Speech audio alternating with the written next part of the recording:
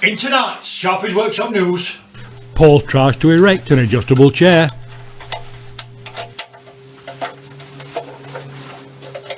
He collects all the cups that his wife's been moaning about for the past 3 weeks and spends 15 minutes looking for the ever elusive pencil, and then sets the stage for the news.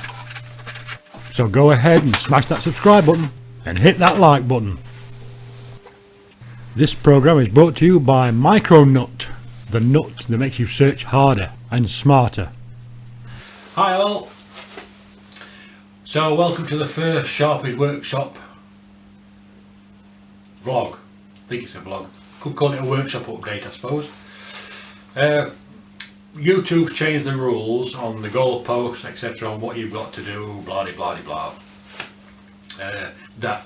That's neither here nor there, but it has made me ask myself a question on how can I improve my channel to make it more entertaining for people watching. I've always avoided putting too much talking in it if I can, because I don't really want to bore anybody. That's my main reason. But recently I was talking to some other YouTubers on Facebook the other night, and we were talking about faults we've got with his channels. And one of the reoccurring things that kept going up with my channel, at least, was a lack of personality. And I actually agree with them. I watched some of my videos back, and I don't tend to get any personality into them. So I kind of figured this is the best way to get some personality onto my channel. So this is me.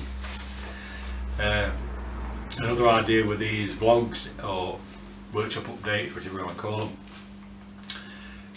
is anybody got any questions, feel free to ask about me, the workshop, etc. Find out what's going off.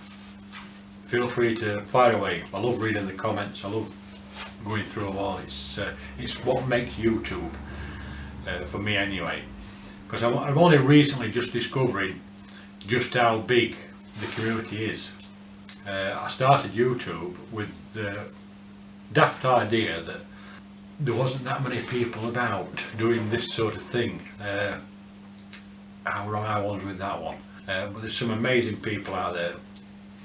I'm going to the Maker Central at the NEC in Birmingham on the 5th and 6th of May, which I'm really looking forward to, and I'm hoping to meet loads of people who I've watched, and I think it's going to be a fantastic event. If you're going, if you see me, tap me on the shoulder, go. I'd love to meet everybody and everybody.